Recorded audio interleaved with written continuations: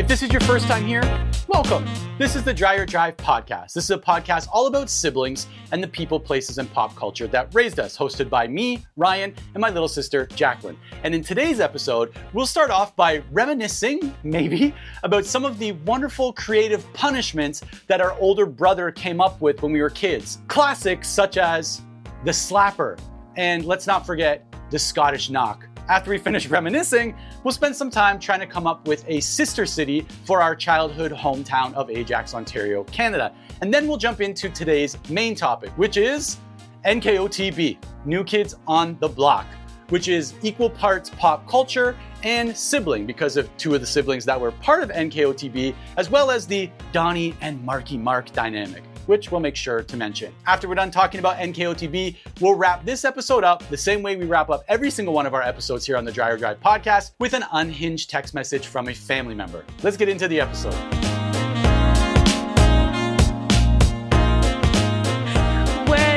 When I was in Africa, I had to use an Android phone, and it was like I had never used a phone before in my life. And I was getting so frustrated because using my phone, an iPhone, is so second nature. Like, you don't even think about it. And then suddenly to have to use a new type of phone every time, I had no idea how to make a phone call. It was supposed to be for emergencies. I'm like, what good is this brick in case of emergencies? I don't know what to do with it.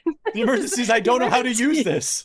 I've never felt older in my life than being like, can someone under the age of 21 please help me use this phone? I don't understand technology. I've never seen this before in my life.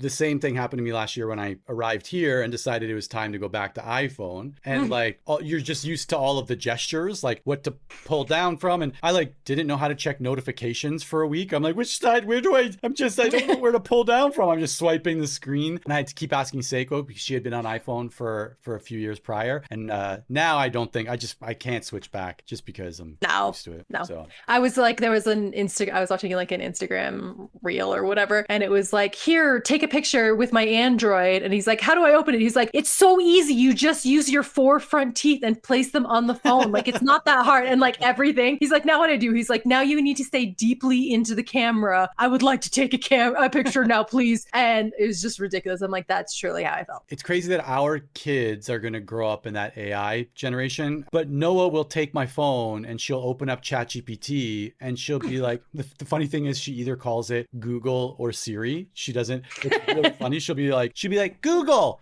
tell me a story about Princess Noah and a rainbow queen. And it'll be like, I've got it. And like starts telling, and she'll be like, now draw a picture. And it's like, sure, I'll make you a pizza. She's like, draw a picture. She's like, sure, a rainbow pizza. And it's just trolling Noah. But she will eventually get it to get like a picture of whatever it is that whatever she is like dictated to it. For my unhinged text of the week, I'll actually read you out. Aaron, my youngest, and I were trying to figure out something, and I was like, let's just ask Meta AI or whatever I happen to have up at that moment, and the answers were so very wrong. And I was like, I work so I'm a copywriter, and for those who are not aware, you are aware, I'm a copywriter, and like the biggest discourse right now is like, is AI making our jobs obsolete? I'm like, no. Like I actually feel like I have more job security now that people are seeing that how easy it is to tell the difference between AI and like human written. Let it be noted for the record that it has been weeks since Jacqueline has written a blog post for the Substack. Every single one has been written by AI. I want that to be, with a few edits, again, not by Jacqueline, that the copywriter in this family has contributed 0 to the Substack for the past 4 episodes. Sometimes I go in and take out like words here and there that I'm like, I would never say that. The way it always I'll be like, hey, here's the show notes, here's the transcript, this is what I need, I want to mention these things, I want to make sure it has these media embedded. And AI will come back always like, hey, Dreyer drivers, as like the first. I'm like, delete. I'm like, they're clearly Krispies. Which also there needs to be a fact checking episode because there's a lot of facts that we've gotten wrong. A lot of things that have been completely wrong on this podcast up till now. For example, in the episode that went out on Tuesday, where everybody finally knows what we call our listeners, but they also don't know because we call them two different things in that episode. And I think also since then, we've been referring to them two different ways. So in that episode, I tell a story about us eating actual garbage batter from a deep fried basket. And they're called Krispies. And then somewhere in that episode, we start calling them Crunchies, but then we go back to calling them Krispies. And then every episode since then, we've just chosen Krispies or Crunchies. But let it be known also for the record, you are all Krispies, okay? The word is, yes, it's officially Krispies. It's officially Krispies. Final answer. Krispies. I also enjoy, like, Krispies sounds better than Crunchies, right? It sounds crispy. It sounds it's onomatopoeia. Also, in the episode that went out last week, I tell a story about somebody puking in the Flamme Bleu, the minivan that we had. And I said it was Daryl. As I was listening to it, I'm pretty certain it was Drew. Oh, you know what? Big detail. It was Drew. Big detail difference. But it wasn't Daryl, it was Drew. As I was listening, I was like, no, that's not right. And what's hilarious is how confidently I say things that are wrong, that are absolutely wrong. Like we were talking about Married with Children, right? I had to cut out the whole part where I'm just referring to him, the main guy, as the wrong name. I'm like, yeah, Ted Bundy. Mom would not let us watch Ted Bundy. There are a lot of things that we get wrong. And this is not a facts-based podcast. No, we've never claimed to be. But I think there will be like a catch-up episode where we get everybody in the family to fact check based on their memory of the events. So it'll kind of be like a family fact check. And we talked about this. Like there should be a segment that's the family fact check segment where people just like, actually, it was blah, blah, blah. Like dad was like, actually, it was fine fox of a mama, right? And we get these little quotes wrong or these little details wrong about what we ate or the name of the TV show or whatever. I forecast that fact checking will turn into what we used to call a Royal Rumble, which is when everybody would congregate in the living room and fight. Yes, that's what it'll be. We will not have them on the podcast to do the fact check because that would be just off the rails. But I think from time to time, we should go back and just update people. So Daryl, I apologize. It was in fact Drew. Drew, I'm sorry, but you're there now. I do believe it was Drew. When you said it was Daryl, I was like, no, don't be like that. Do not. Daryl, like, I was really highly questioning. I just like, knowing what I know about Daryl, I don't think he was a nice boy. He wouldn't just barf in someone's car. Mrs. Porter, could you pull the car over? Mrs. Porter. I feel like because kids don't I think in just like the generation gap, like no one calls me Mrs. anything here. They either call me by my first name or don't look me in the eye. So I really feel like I'm missing out on just like being called like Mrs. whatever as like my kid's friend's mom. Like it's an end of an era. Nobody says that anymore. Are you really missing out? Do you want to be called Mrs. Porter? Absolutely. I feel like I want to bring in a plate of cookies one time just for fun. Like I don't want to do it with any sort of regularity. Just like one time. Do you remember there's an episode of The Simpsons, which we just talked about, the one that we just released. There's an episode of The Simpsons when Marge is walking into the room and the kids are talking about, she has like a plate of Rice Krispies and Tang and she has them on the tray and they're like, your mom's so cool. Like my mom would be in here right now with a plate of Rice Krispies and Tang. She comes in with the plate, she goes, oh, and turns around and walks back out. So you were like, that mom you were saying? I guess.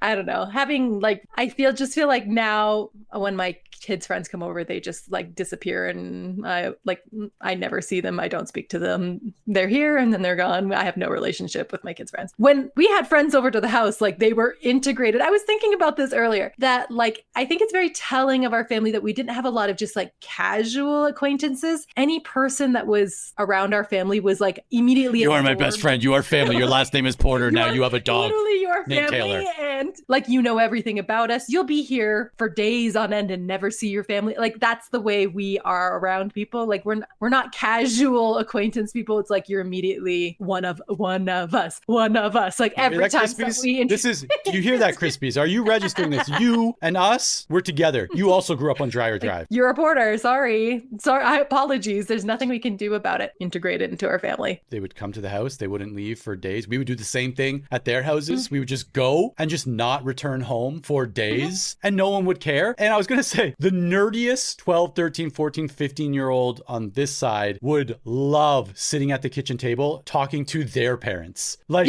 For sure. Sometimes more fun than hanging out with my own friends would be like sitting down and trying to find ways to like entertain the parents or make them laugh. And the funny thing is, like, I completely still fall into that role. For sure. Yeah. So a few weeks ago, mom and dad had a bunch of like our childhood friends' parents over at their house. Yeah. I'm like, I FaceTimed mom and I was like, pass the phone.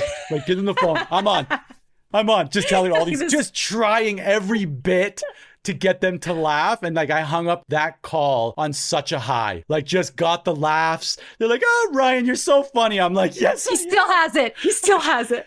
I hung up. I had to go and like drink a Gatorade, like just have a few minutes to decompress. Rehydrate, just be like, oh, I was so charming just now. Just replaying everything, be like, did I nailed it. I absolutely.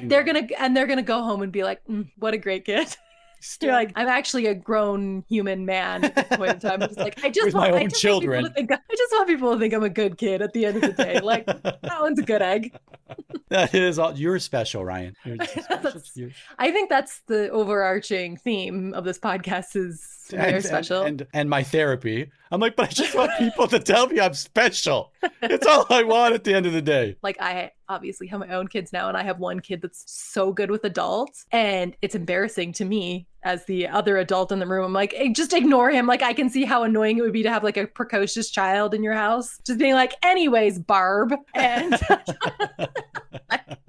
get out of here. Who invited this kid? This is my show. You are a guest on my show. Yes. Also a great overarching theme for the podcast is everybody's a guest on my show. Do you remember Dan had this thing called the slapper? Ryan, when I talk about working through things in therapy, the slapper is like number one. Were you a recipient of the slapper? Because I was frequent recipient of the slapper. Scottish knock. It's there. So Dan used to do the slapper and the Scottish knock. And the Scottish knock was just a punch to the top of your head. It hurts so bad. It's the worst. And not with your fist knuckles, with the next row down. Mm-hmm. Like the way you would knock on the door, right? The way that you would knock on the door, let someone know you're there. It was like he had this knack of like finding like the last soft spot on your head that hasn't fully formed from a baby. Used it. And that's where he'd knock. But the slapper is when he would pin you down on the ground and he would pin both of your arms underneath his knees, and then he would proceed to slap you in the face back and forth like a seal. Like an otter playing with a rock? Like a little back and forth again while you were crying profusely, screaming, "It's the slapper! It's the slapper!" And then if you were really lucky, he would lean his face over and let some spit dangle out. Stop! I will actually start crying right now. I'm not ready to bring up these feelings. I already said if you were really lucky, but really, really, if you were really lucky. Dan would also say it with a Scottish accent. Okay, the best part is for today's episode, I'm going to try my hand at an accent that is... it might stay and you might have to cut it out because... Please not be a racially sensitive accent. It might be. It's going to get a little dicey, but I'm going to try it. Okay? Dan had all of these punishments. And he knew all the names of them. That was the thing. Everything had a name. Sometimes it was apropos of nothing. It was just Daniel felt like torturing someone that day. You just run through the living room, grab you by your head as he's flying through there and goes, "Diamond cutter!" Do you remember there was one day you were swinging a baseball bat around the living room?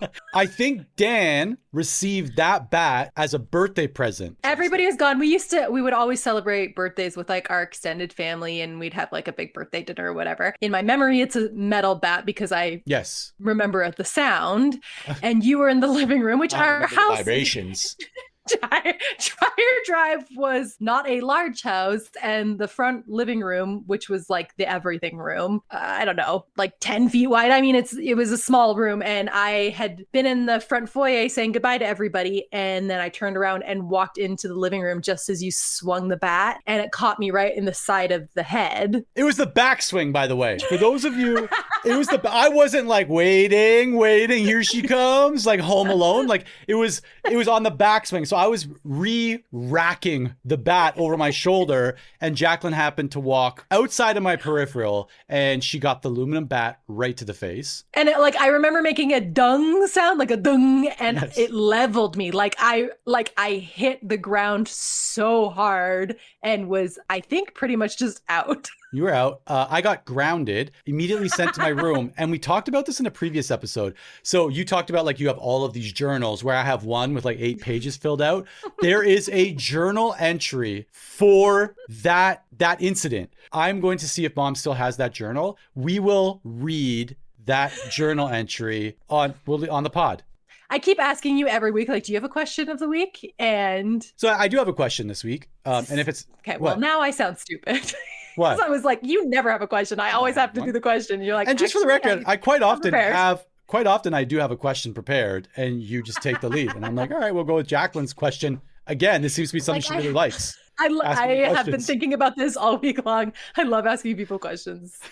Which, by the way, I think you're really good at asking questions. I never ask questions on the podcast. You're like, do you remember? Oh, why is that? I'm like, let me just keep talking and make it about me. But you're really good at asking questions. This is interesting because usually I get to think of my answers beforehand, and I'm surprising you with the question. I was watching Japanese television, and on Japanese television it's either food or travel. That's all you get for the show themes, like today. Or Terrace House. Yes, or Terrace House. Well, that's Netflix, right? So but I'm talking about like Japanese television is like, today we're going to show you how to make this thing, or we're going to show people reacting to eating that thing, or we're going to teach you how to make that thing. And then a lot of it is also like travel, right?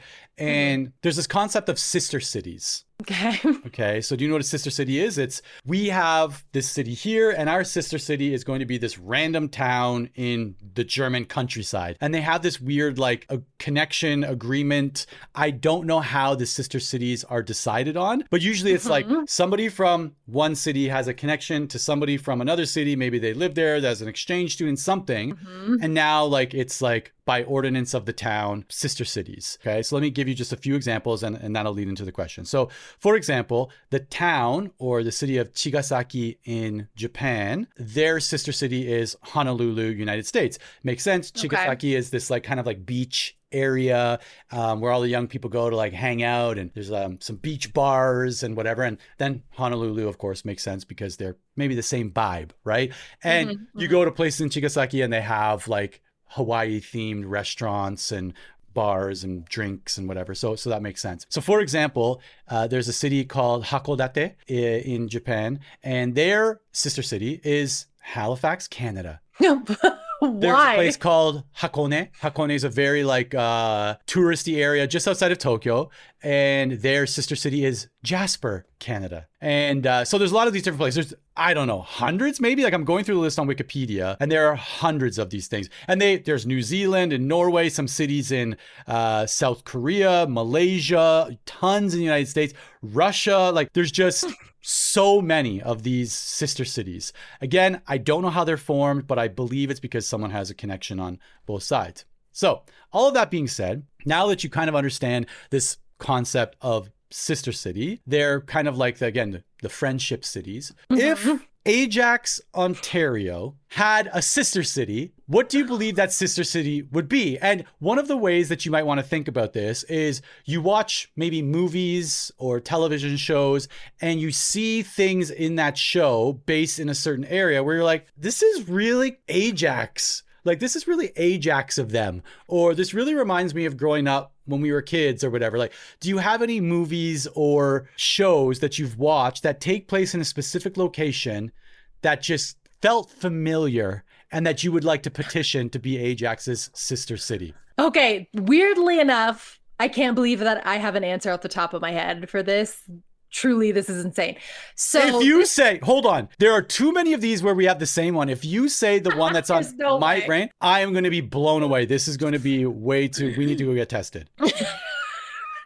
For what? For what? Anyway. I don't know. Like, I'd like for you to test us. Sometimes we have the same answer. There's something going on here, Doc. You guys are? Yeah. So actually this summer, because I was doing a lot of travel, I was like, I'm going to read some books that I've always meant to get around to reading and never really did. And one of the books, and sometimes I read books not because like I'm actually going to enjoy them, but because I just feel like I should, like they're part of the narrative, like just they're part of the narrative, and like people say they're important books to read. So I'm like, oh, sure, I'll read them. It doesn't mean I'm going to enjoy it. Sometimes I actively hate the book. When I was traveling this summer, I finally was like, you know what? I'm going to read Stephen King's It. Like I just should, right? Like that's on my list. It seems like an important book of like, if you're going to read anything of Stephen King's, and you've already read The Stand, obviously, because already cleared that's your childhood favorite movie / miniseries. So I started reading It. And so it's always just kind of been in the back of my mind. I was like, sure, I'll just start reading it. I have never hated a book more. And it's not because it was like a badly written book. It was like torture to read. And I knew I was actively like hurting my brain to read it because I was going to have nightmares after I read it. But I just kept going. And it was just like the 3 worst weeks of my life. Just me on airplanes, like crying while reading it because I was uncomfortable the whole time. But the town in it, I was just looking up on my phone. It's called Derry, Maine. And I believe it's similar to where Stephen King grew up, and like all of his books are set in Maine. That's kind of like his thing. But the way the kids were kind of just, the whole point of it is that it's only about kids. There's not very many adults in the book. And it's just these kids kind of like riding around town on their bikes. There's a little pack, like a pack of 6 or 7 of them. Their parents nowhere to be found. And they're getting into all sorts of shenanigans. Like they're fighting the face of evil on the earth as we know it. But like just getting up, and when I think about like being a kid in Ajax, and we were very free range kids as far as like if it was a summer day, I don't think our parents knew where we were or what we were doing. Past the age of 12, we had full autonomy as far as what you do on your own time, children, is your business. Just be home at dark. That was, mom. Not in the back of a police car. Not in the back of the police car, but like just stay out of trouble. Don't come home with a bunch of people. Just get out. And so we were playing. I was like, the fact that like we were just playing down at the lake all the time near a massive body of water. Yeah, jumping across the tubes. And so when I was reading it, aside from the fact that I hated the whole book, I did like the idea of these kids just riding around their bikes, free range, doing whatever they want. And I'm like, yeah, I recognized Ajax in that kind of thing. And now it's like, it sounds so idyllic, right? Like, oh, we got, in my day, we didn't have to set up play dates. So we just went out with our friends. I mean, most of the time it was just extreme boredom, and that boredom leading to getting into trouble and doing things we weren't supposed to. But like, it was, what else are you going to do in July in Ajax? There were times where like, there's all these little like forests and trails and factories in South Ajax that you could kind of get lost in or explore, or you found out that someone's older brother built a tent in the back of the factories behind 7-Eleven and was out there smoking BTs and shooting BB guns. Someone's having a bonfire. You can just go meet up. But I remember there was one summer where I believe there was a crime committed in Ajax, and it was kind of like the talk of the town. And I don't want to say what kind of crime, but it was not a nice one. And it's not like those nice not the good crimes. Not the good crimes. It was a bad crime. Let me tell you. Okay. And me and some buddies were like riding BMX bikes through some of the forest trails behind the community center, between like 7-Eleven and the community center. And we found clothes and we were like, guys, this is it.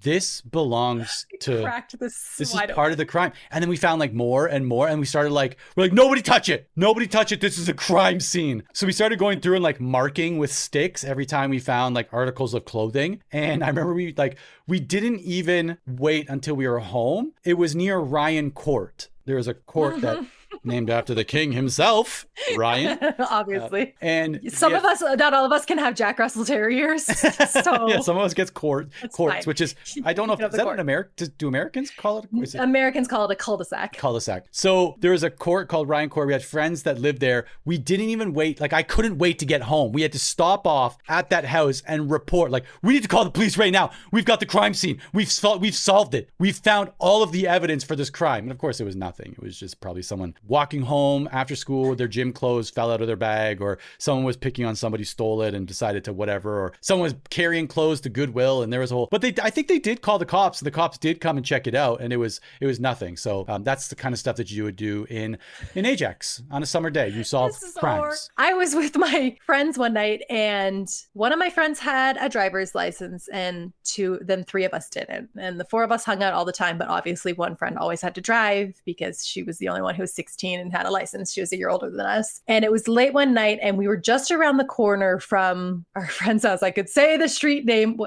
Wicks. It was Wicks. Wicks was a crescent street. And so we were just around the corner, and we saw a car, and it had some guys in it that we also knew. We decided, what else can we do but drag race through this small suburban street at 10 o'clock at night? So we decided we were going to race them. And 3 seconds into the race, we crashed. They crashed into us. They turned, and my friend didn't turn, and they ran into it. The friend who lived just around the corner was like, my parents cannot know this happened. We'll just work it out later, but they cannot know. A neighbor had seen the whole thing and called 911. So nobody can know turned into fire, ambulance, cops all show up. And we are 15 and 16-year-old girls just crying on the curb. So I decided the parents that needed to know were the ones who owned the car and the ones who lived around the corner. Like, our mom and dad did not need to know about this. And so unrelated that was the plan. The plan was never to tell mom and dad that we had been in this accident. And maybe 4 days later, dad had happened to go over to the house of the friends who owned the car. And they were like, hey, how's Jacqueline? And he was like, she's fine. And they're like, oh yeah, the girls were all just so shaken up after the accident. And dad was like, what are you talking about? And they explained everything that happened. Dad came home that night, and all he said to me was, don't keep stuff from us ever again. He said, I'm not going to tell mom. And I don't think he ever did tell mom. He's like, I'm not going to tell mom. Jacqueline crashed your car. Mom, Jacqueline crashed your car. You're here for me. She crashed your car. She lied to you. She hid it from you. Mom. Drag racing on Wicks. And I was like, what a cool dad, though, that he was just like, not pleased. I didn't get in trouble for it. He didn't raise his voice. He was just like, not cool, man. Don't keep stuff like that. I'm not going to tell your mom, and we're never going to speak of this again. And true to his word, I don't think dad has ever mentioned it to me ever again. It never came up. And as repayment, you just ratted him out on the world's most popular podcast. You just narked him out.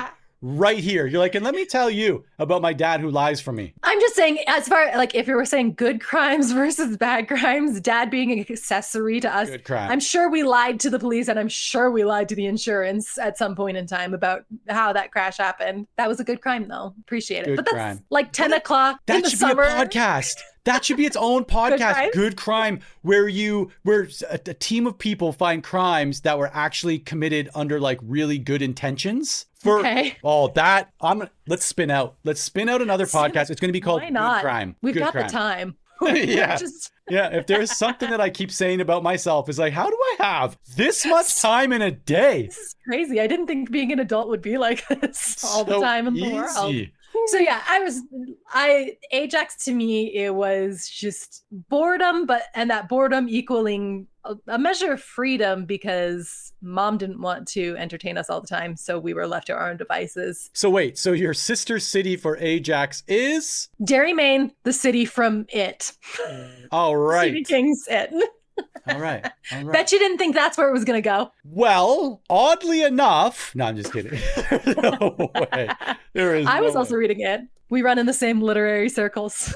Same for me, because I'm sure you want to ask my sister city. Every single time I watch a movie about or that takes place in Boston, Ah, okay. I see Ajax, like at its core, because the Boston movies that I tend to watch are like blue collar people or a group of friends that like you look at Good Will Hunting, for example, right? I look at Good Will Hunting, I'm like, yeah, I grew up with those guys. Do you know what I mean? Like I see a lot of Ajax in that. Even movies, like random Boston movies. Do you remember the movie Mystic River? I love the movie. I actually really do like the movie Mystic River. It's not an uplifting movie, so I don't want to, if you haven't watched it, go watch it. It is actually a really good movie. Not the most uplifting movie, but there are parts of like Mystic River of like, you think about it, the whole thing stems from these kids playing hockey on the street, right? They're playing street hockey and this thing happens. And then the whole movie is like how that caused a bunch of long-term damage to the group of kids who were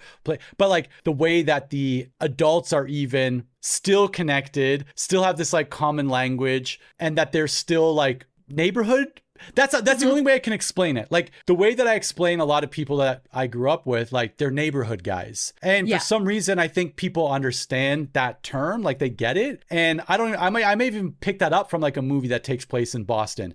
But anytime I watch a movie that takes place in Boston, I'm like, it speaks to me. Like these are my people. Have you ever seen, it's like a graph of the United States dissected in, well, not a graph. It's a map of the United States dissected into 4 sections. And it's the Southeast says acts nice is mean. The Northwest is acts nice is nice. Southwest is acts mean is mean. And the Northeast is acts mean is nice.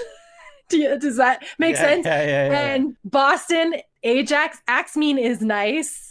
Feels very familiar to me. Like, remember we were talking about Exeter? Yeah. And Exeter was filled with like the scariest people you've ever met, including our own brother. But the ringleader himself. They would like give you the shirt off their back are actually truly the nicest people you've ever met. Like the term salt of the earth, which is so old. Like what an old term, like to really just, especially because we did not live near the ocean. We were on Lake Ontario. Yes, very polluted. Not salty. Part of it. Not salty. But yeah, like just like down homey. They'll call you out on whatever they want. They'd be like outwardly mean to you, but they are probably the nicest people you've ever met. The crispiest. The crispiest. They're just crispy on the outside, puffy on the inside.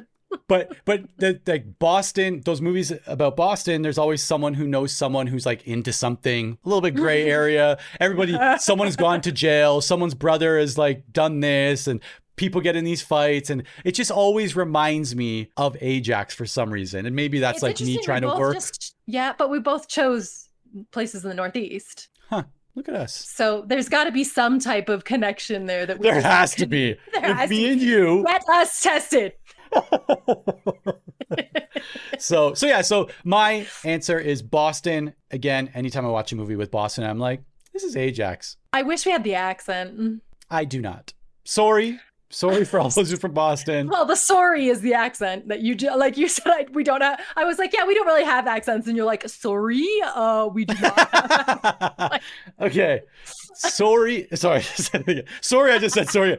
You moved away to the United States to a place where they pronounce get with an I in the middle. It's git. I'm gonna get you. No, you are not gonna get anything. Are you talking about GitHub, where people put up their coding repositories, where developers spend time debugging their code?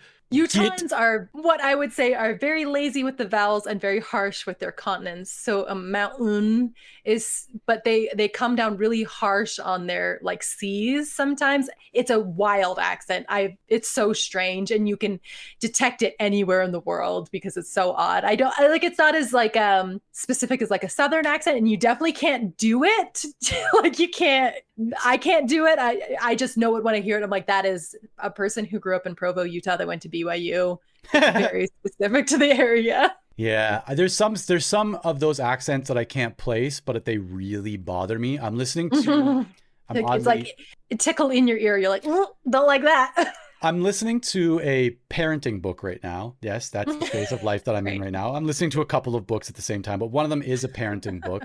And the author also reads the book, and I don't think that necessarily matters, but she changes T's to D's when they're in the middle of a word. So it's not important, it's important. Important. And I'm like, but no, there's clearly a T there. And there's a group of people that either like mittens, like kittens. Oh yeah, I say mittens, mitten and kitten. They become like kittens or mittens or an apostrophe, mittens and kittens. Like you need to get yourself, you need to get tested.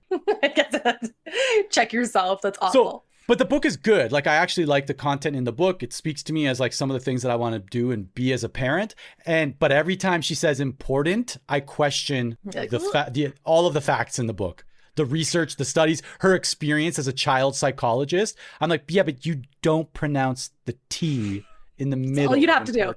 You do that. Raise your I trust everything you said. Yeah. Only the Krispies will get to hear this. My deepest, darkest secret is that like my greatest goal in life is to narrate an audiobook.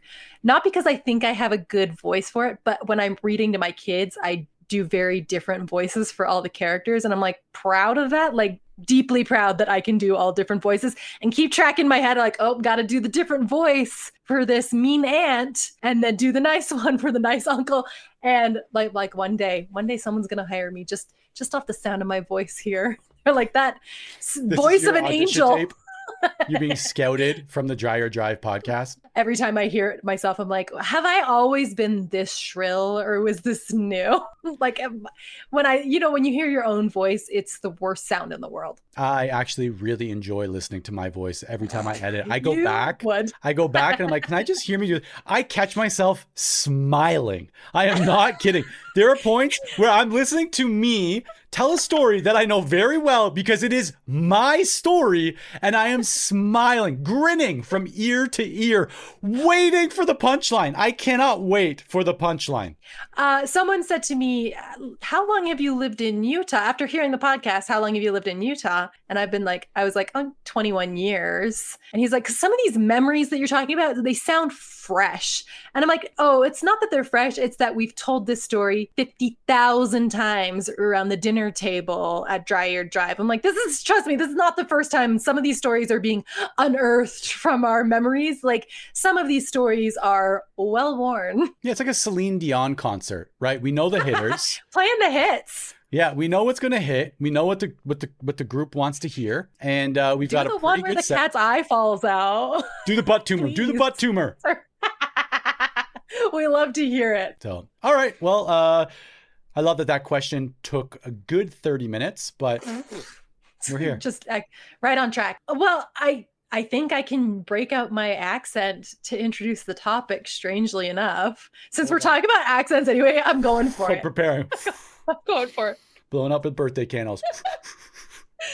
There's a man in our neighborhood from South Africa. So buckle up. There's a man in our neighborhood from South Africa. And he came up to my husband one day and he said to him, here we go. He said, my wife thinks you look like a movie star. Sorry. Is that Forrest Gump? I'm sorry, did you just do? All of our South African listeners have just not only rated this 1 star, they've dropped off. They've unsubscribed. That was Forrest Gump. That is the best South African news. Can we hear it again? My wife thinks you look like a movie star. Stop. And he told me this afterwards and said, he was very surprised. My husband's never been told before he looks like a movie star. That's the way Justin looks like a movie star. He said to Justin that his wife thinks Justin looks like a movie star. And then they had to sit and try and decipher. That's what I'm saying. He was trying to decipher. Everybody was like, what are you talking about? Justin was like, I'm confused. No one has ever said I look like anybody except just like a stone wall. That's mostly what he gets. Like, as a rock face. What are you? Prop? Are we talking about movie props? A prop from a movie? So it was a movie star, and the man was trying to explain who it was, and finally he realized that the movie star this man was talking about was in fact Donnie Wahlberg of New Kids on the Block. Hold on. I need to bring up just so I'm going to do a little bit of typing here. We'll have to do a side by side on the notes. Oh My gosh, it's Justin. If I just cover up the hairline a little bit, no disrespect, Justin. If I cover up the hairline just a little bit, I am looking at Justin. Oh my gosh. And she is this man's wife is an avid watcher of the show Blue Bloods, where that's the show that Donnie Wahlberg is currently on. And every time she saw Justin, she was like, that man right there, he looks like a movie star. That is, I cannot believe you married a New Kid on the Block. So that's what we're talking about today is New Kids on the Block. Are we really? 100%. Oh my gosh. That was the wildest segue from accent so for me to say. Did any of that actually even happen? It did, because every time I'm in the checkout at a grocery store and there's like a weird celebrity magazine out and there's a picture of Donnie Wahlberg on the front, I will take a picture and send it to Justin and be like, oh, right into you today at the grocery store. There's Donnie.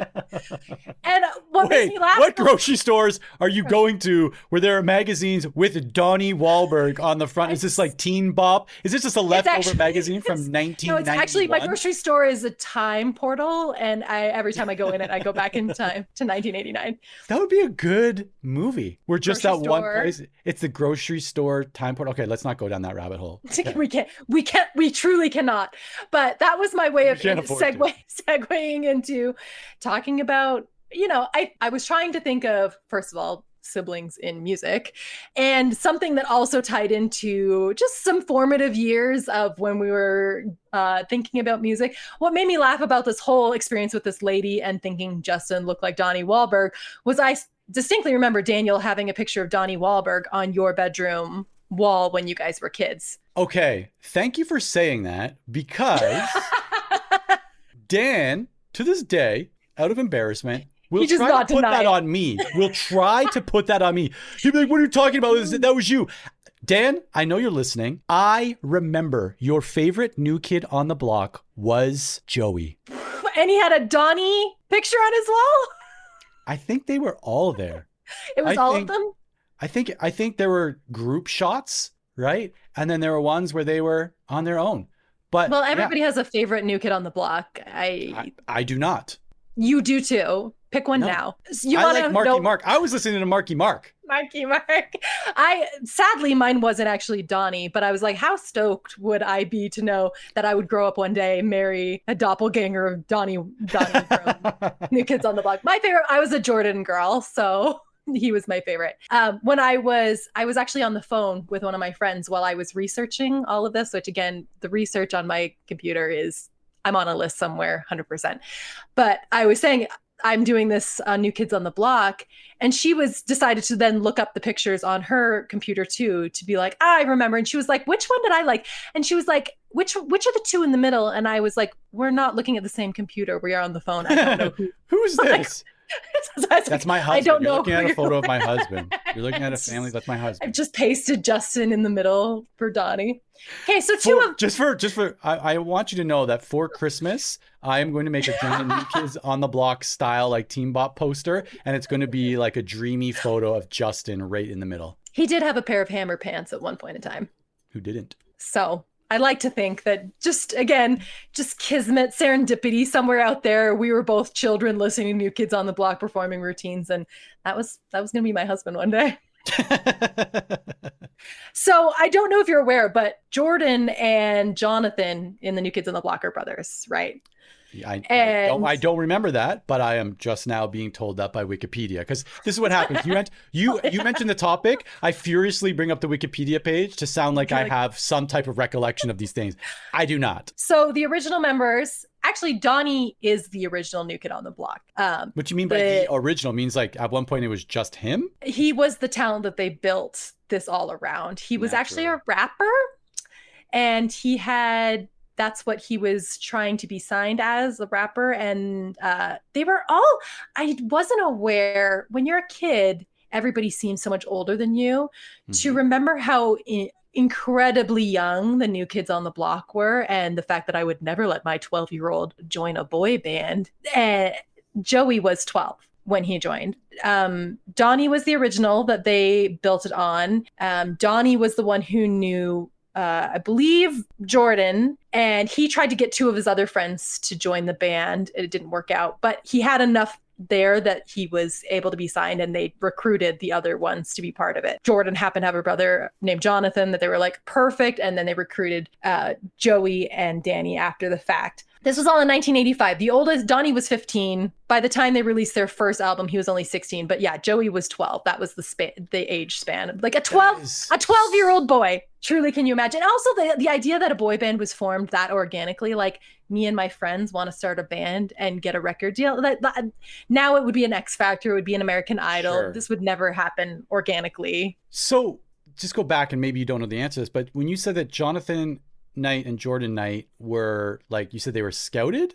Jordan was friends with Donnie. So, okay, so he was friends, and they're like, yeah, your brother can come too. You're like, and your mom, the mom's like, you can join the boy band, but you have to take your brother. And I'm like, no, not Jonathan. He goes, yes.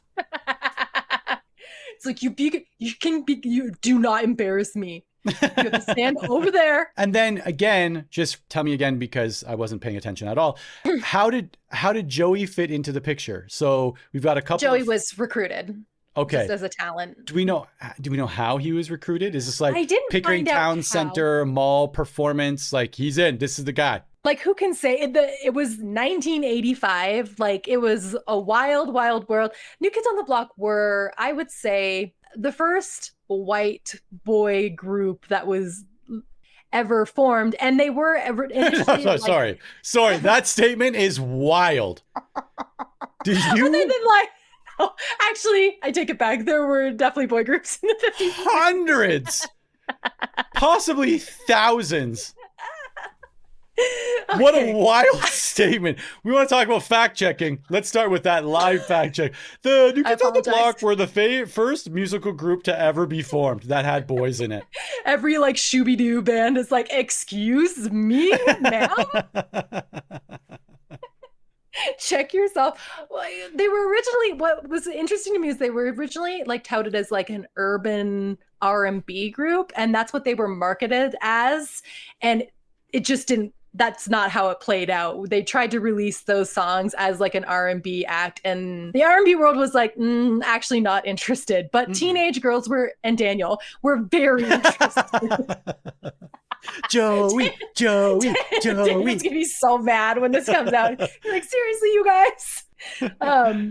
Their original name was actually Nanook. It was not New Kids on the Block. Nanook was, they said it was a nonsense word, but it actually could be tied back to Canadian Inuit culture. It was a silent film that was about Canadian Inuits. And so as soon as they found out Nanook was actually like a word, they were like, ooh, no, thank you. It was like my South African accent where it's just like murky as far as... It might be okay, but it also might be really offensive.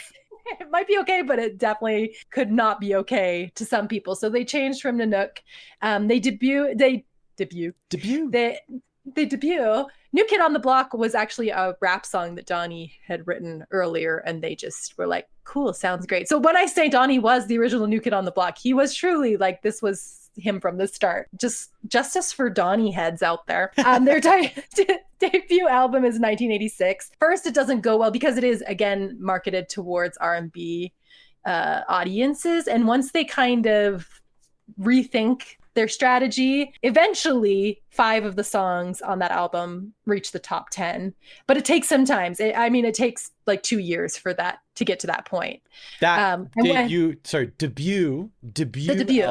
debut album took, you said, 2 years to get to really get traction. Yeah. And then by the time they released their second album, I think our family's favorite, Hangin' Tough, that would have been. Do not try to rope me into this. As a family. This was not what we were marching around singing. And I don't believe that I was ever a big fan of NKOTB. Do you know what I remember you being a big fan of, though? What? The Spin Doctors. I had a cassette. Hey. You had a cassette. You had the Pocket Full of Kryptonite cassette tape, and you listened to it a lot. So let's not get high and mighty about our music tastes. We were all just really slumming it. You know what? We had tapes available to us. Some of us had one Mariah Carey tape that had the same 2 songs on both sides. And you would just flip through emotions. That extra mileage. Yeah. So 1988, Hangin' Tough comes out. By that time, it's New Kids on the Block. Everybody loves them. That's when Step by Step, Hangin' Tough come out at the same. The Right Stuff. Do you remember The Right Stuff? And Weird Al's. Weird Al's The White Stuff, which was about Oreo cookies. And not anything weird and racial, just Oreos. Oreo cookies. Oreo cookies. Their Step by Step, their biggest song ever, sells almost 20 million in globally. And I think we have like truly internet brain rot at this point in time because we have Spotify numbers and every song is downloaded 3 trillion times. But for a single to be purchased 20 million times in 1990, Sam the Record Man, from the HMV store, and with kids like allowance money, truly it's children buying this whatever pocket money they have. Like it was a lot. And at one point in time, New Kids on the Block are the highest paid entertainers. I think in the year 1990, they were making more than Michael Jackson at one point in time. That is crazy. Yeah, some of my favorite, and a lot of it was merchandise. Like, I think anybody who went to school in the 90s could tell you they saw a New Kids on the Block lunchbox, t-shirts, whatever. They also had their own hotline, which is really interesting to me. It was $2 a minute to call in and listen to like music clips and little like audio clips that they recorded. Like, hey, I really like you. That was a thing. Remember, like the fan club hotline was an actual thing. In the back of those magazines, you would see like an ad for the fan club where you could also write letters and receive letters if you like paid your fan club dues, but that they also had a hotline where it's just the recording of their voices. And just children calling in and racking up hundreds of dollars in fees on their parents' phone lines. Can you imagine? I can do that. Okay. I'm glad you can. That was 1999. That's when they are the highest paid. They're raking in 1991. It says they raked in $400 million in merchandise alone. No. Yes. Yeah. I think in our heads, again, we were kids at this time. Like, we could not understand, and there's no way to try and like, when you're like, it was $73 in 1983, but in our time, it would be X amount. I honestly don't think there's a way to say, because there's so much variety in entertainment, there's no way to say like this equals this in 2024, because it was singular and like we also didn't have that much of a choice at that point in time. Like, you watch what was on TV, you listen to what was on the family stereo, and that's what you consumed at that time. The thing I didn't know, and I'm just learning by Googling as you're talking, again, to try to sound like I know something, they were huge in Japan. Yep. I read like one of the biggest missteps that they make is that instead of, they were really hot in 91, and instead of like heading back in the studio and playing off that, they spent 91 touring Asia mostly, which was great for money-wise, but that meant they were not creating anything new in the studio. And kind of by the time, first of all, while they're off touring in Asia, what's happening in America? Marky Mark and the Funky Bunch are sliding in there with their good vibrations and taking over the market. So they had the same managers, and the managers suddenly like, okay, New Kids on the Block are doing their thing in Asia. Let's start working on like the next big thing. The next big thing is going to be Marky Mark. That's his own brother. His own brother.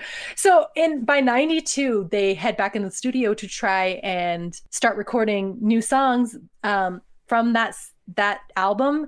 The highest any of the songs go is to 16th. It never cracks the top 10. And here's the other thing that's happening. Marky Mark is taking a lot of the interest.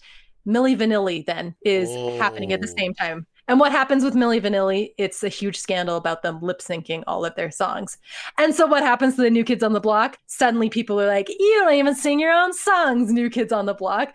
To the point that they actually took a person to court for defamation for being accused for claiming that they weren't singing their own songs. That the defamation suit is thrown out because the man eventually recants his statement and is like, okay, Joey, okay. It was Okay, a prank. Donnie. It's just a prank. I didn't mean it. But that happened in 92. But I feel like by then, kind of the damage is done. And Milli Vanilli's a joke. They've been gone for a year and people have kind of moved on. And now it starts to be like, it's not New Kids on the Block or Funky Fresh, but Please. just funky.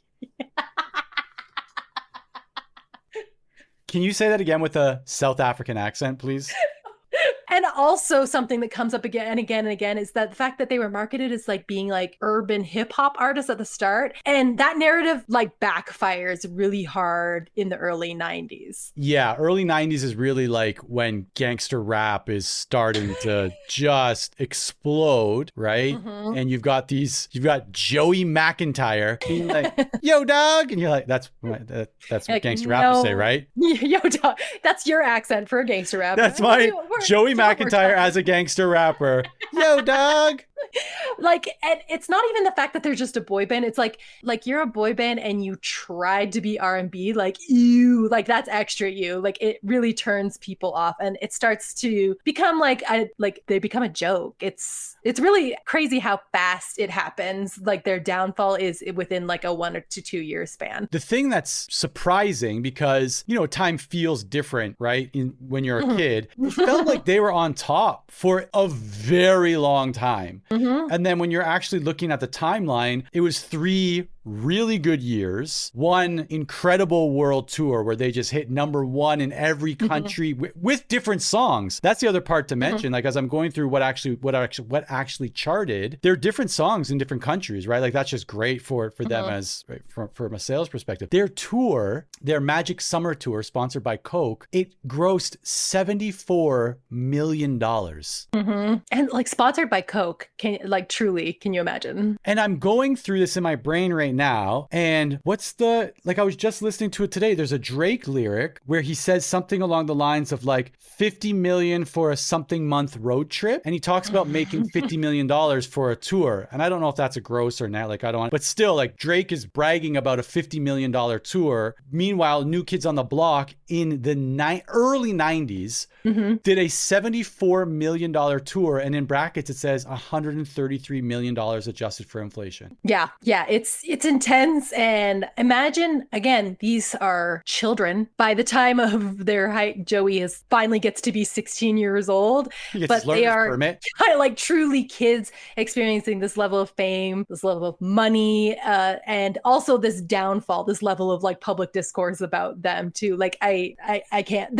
Their last charted song is Dirty Dog, spelled with a W. Again, not like, guys, please stop trying to do this. That was Joey. Joey came up with that. He's like, I got it, guys. Guys, I got it. I've been listening to a lot of the street music, and I'm going to say, yo, dog. They're like, Dirty Dog. With a W. They all have the same voice. Dirty Dog only hits 66, and that's the last, that's their dying gasp before they're completely on their way out. The first person to leave the band is actually Jonathan. And Jonathan leaves the band. He cites that he is having like anxiety and panic attacks a lot of the time. Later, Jonathan comes out and also says that he was advised many times, please do not come out. This will ruin your career if you come out, because your fan base is largely female. He actually he dates women. And in the end, he also says like, I didn't want to make a statement to come out. I just wanted to like go live my life. Like I didn't want to do this anymore. It was not good for his mental health. Fair enough. Yeah, which agreed. Yes, Jonathan, this is not good for your mental health. And also tabloids, again, in the 90s, we talked a little bit about this before. The tabloids in the 90s were lawless in what they were willing to do. And they were stalking when rumors came out about Jonathan. They were just horrendous, nonstop stalking him. And finally he was like, I'm out. Like, this is not the life I want to live. I'll see you when I check out at the grocery store at my time travel grocery. The rest of after Jonathan leaves, I don't think the other 4 are like, they're really in it at that point anymore. They all decide like the best thing to do at this point is to disband. I can imagine as like teenagers and then young adults having an entire country make your career, after being on such a high, then make your career an entire joke. It's got to be a hard pill to swallow at that point. And so I can imagine the 4 of them are like, I think it's time. Donnie, of course, goes into acting, my movie star husband. And then the other 3 try to do solo projects. with varying levels of success, I would say. They've tried to do a number of reunions that some have gone well, some have gone not great. The first reunion they tried to do is in 2004. 4 of them say, yes, we want to do it. And Jonathan refuses. He doesn't want to come back. But then they tried to do another reunion and Jonathan says yes. And everybody says no. Wait, what do you mean they? Jonathan's like, I'm bringing the band back. We're getting the boys back together. And everyone's like, I'm sorry, Jonathan, no. I don't know why I think it's so funny that because we obviously have a brother named Jonathan, and we keep like talking out loud to Jonathan Knight, and it sounds like we're talking like Jonathan. Jonathan, stop. No, Jonathan, you're stop. embarrassing yourself, Jonathan. Stop being so anxious all the time. Just relax, Jonathan. They do finally get together in 2008. They're gonna do a reunion tour.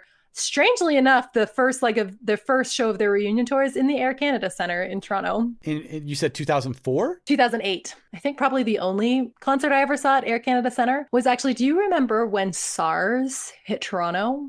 Yes. So in the original COVID. That's the original COVID. The OG, we got it first. Again, Canadians love saying other things are Canadian. Like, that was Canadian, right? COVID comes along. I'm like, that's Canadian, right? Canadians and Mormons. Their favorite thing to do to call out that someone is Canadian. Call and the most annoying Mormon. People, Canadian Mormons. They're like, who's Canadian? And the power. But when SARS happened, there was a benefit concert at the Air Canada Centre that I went to with my friends, and truly every famous Canadian band was there. It was Bare Naked Ladies, it was Avril Lavigne, it was Sarah McLachlan, it was Sum 41, it was Swollen Members. Yeah. It was an amazing concert because it was just like anybody who had just like the slightest Canadian connection was like, yeah, of course. And it was this like to raise money for SARS because first, like, was Toronto the only city that can we also see some SARS? Receipts? Can we see some receipts for that? Because what were you doing with where did that fundraise where did the money go? Truly, Toronto's like, thank you. That's like somebody going, we're putting together a COVID benefit tour. What does that even mean? Who are you raising money for and where does that money go? And I will say, you haven't lived until you've heard If I Had $1 Million sung live by the Bare Naked Ladies. Like, sublime. I'm going on the record right now, officially to state that while the Bare Naked Ladies do a pretty good version of their own song, the true GOAT, the real GOAT of that song is Mr. Weidrich. Mr. Weidrich. I was like, if he doesn't say Mr. Weidrich, I'm quitting. I'm rage storming. What was it? Storm quitting? Storm raging. No, storm quitting. Storm quitting. I'm storm quitting the podcast if you don't say Mr. Weidrich. Our elementary school. Our elementary school music teacher, Mr. Weidrich, who would like teach us like songs like If I Had $1 Million or like Cats in the Cradle. Yes. Like, he like teach us like kind of rock-ish songs. Yes, he would do this project every year with his, I think the oldest kids, where you got to take a song and then break it down and like make a poster about it and then interpret each line. And did you do Cats in the Cradle? No, you did. Hang on, I need to look up the lyrics. You can tell me the lyrics and I'll tell you what it is because The angel opens her eyes, pale blue covered eyes. The lightning crashes.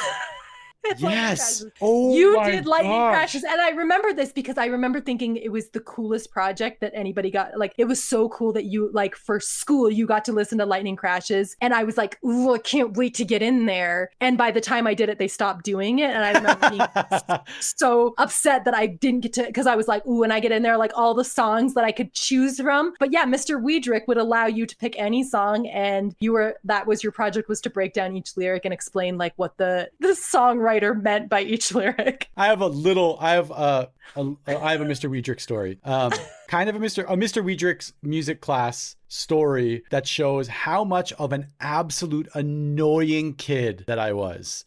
So some of us never grew out of it. So Scottish knock.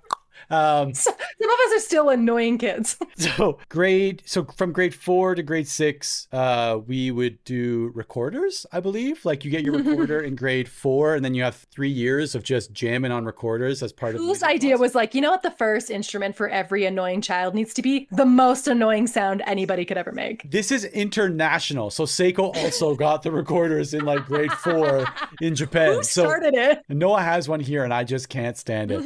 But I guess I took the recorder home one weekend and I figured out the Sesame Street theme song on the recorder. And there was, we'll just like, for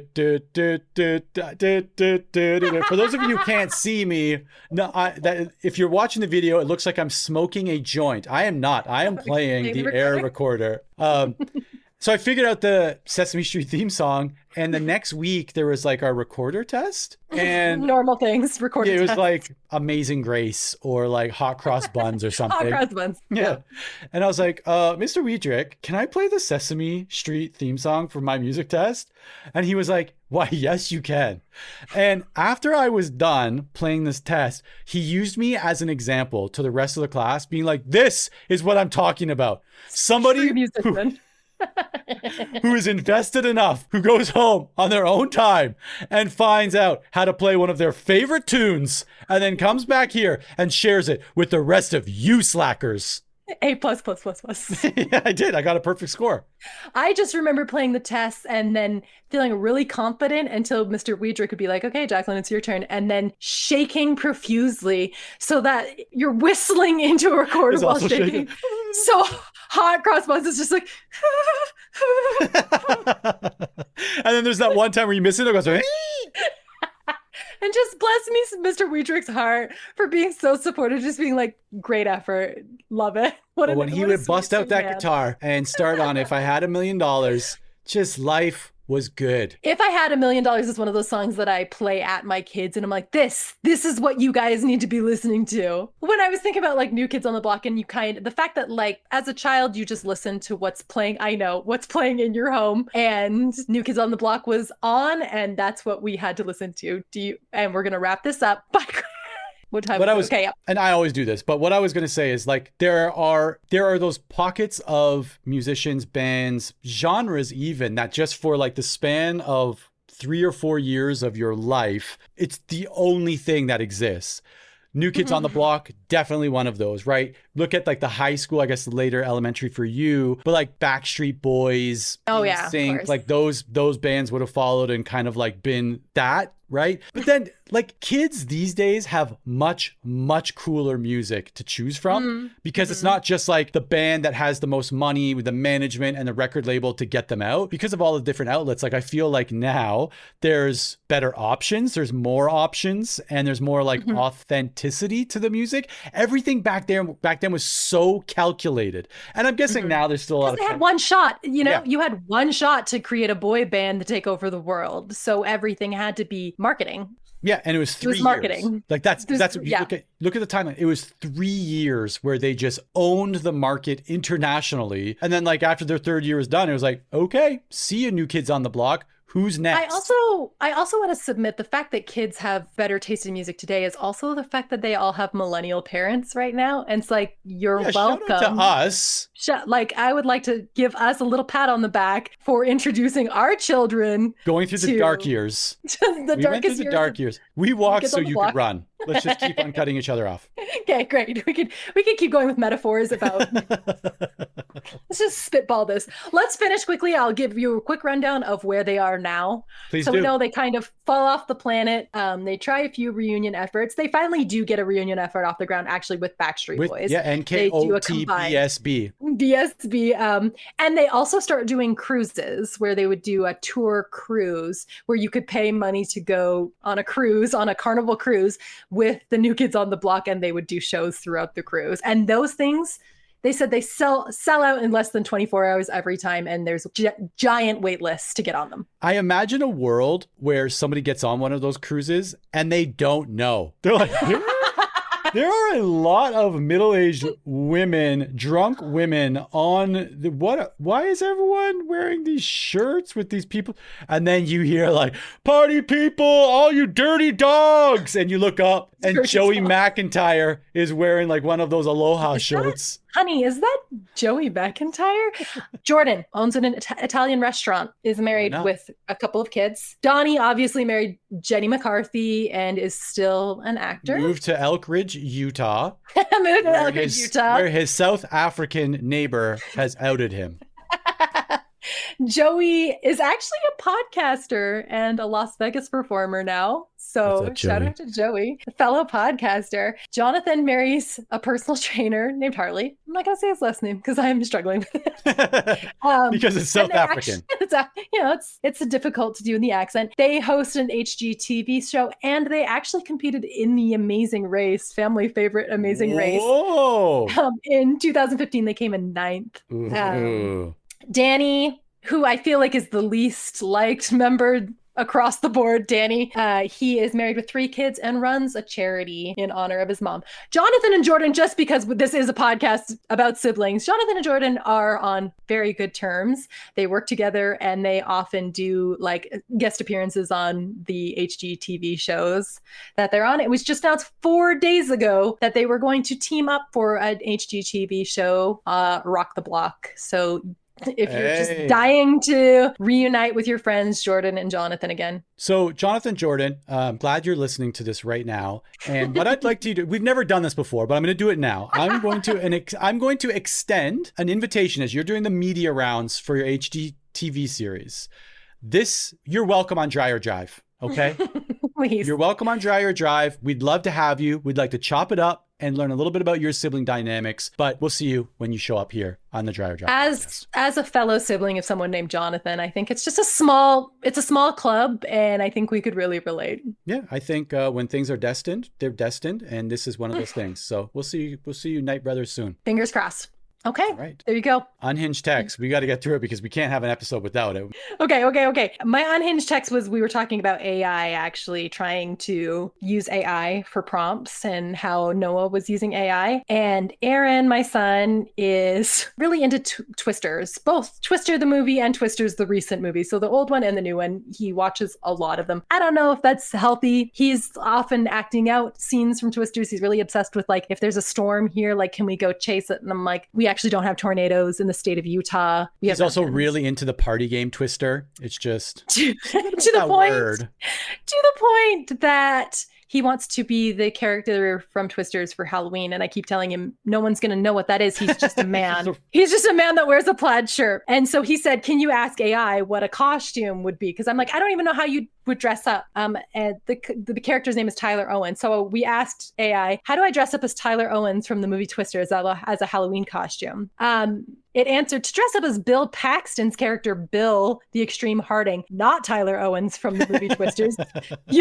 Gives me an answer. And I said, the movie Twisters with an S, because that's a different movie. Said, here's what I found on Instagram. And then just sent me a bunch of reels that had nothing to do with Twisters. I replied. Got distracted. It went on Instagram and got distracted. It's like, I know I came here for something specific, but now I'm looking at reels that have nothing to do with this. I'm just going to start sharing them with my friends. It's a bunch of reels. And then I replied, that's not helpful. It replied back to me, I apologize for the mistake. To help you with your costume, can you please provide more information about the character Tyler Owens from Twisters? Then Aaron got distracted and said, can you ask it what car does it drive? So I said, what kind of car does Glenn Powell drive in the movie Twisters? In the movie Twisters, Glenn Powell's character Chase drives a modified 1987 Chevrolet Silverado. That is not true. And I know that for a fact because I replied, I'm now arguing with AI at this point. I do it all the time. I said, Glenn Powell's truck in Twisters is a Dodge Ram. That's what I said to it because I know that for a fact. I said, thank you for the correction. I appreciate it when people help me with my accuracy. Yes, you are right. Glenn Powell's character Chase drives a Dodge Ram in the movie Twisters. And I said, Glenn Powell's character's name in Twisters is Tyler Owens, not Chase. Again, if I need to be right to a robot is wild. Again, it just says, I apologize for the mistake. Thank you for correcting me. Yes, you are right. Then it says, I'll make sure to update my knowledge with the correct information. So to confirm, Glenn Powell plays Tyler Owens, drives a Dodge Ram truck. I appreciate your help in ensuring the accuracy of my knowledge. And that was the extent of the first and last conversation I think I'll ever have with AI. It brought out the worst in me. Well, I was like, that's not right. But it contributed to the podcast, and that's what matters. So, well, do I still want it to write it for us? Yes, sadly I do. On that note, thanks as always. This great trip down the block with the new kids. The memory lane, also known as Dreyer Drive. All right. We'll see you all next week for another bang.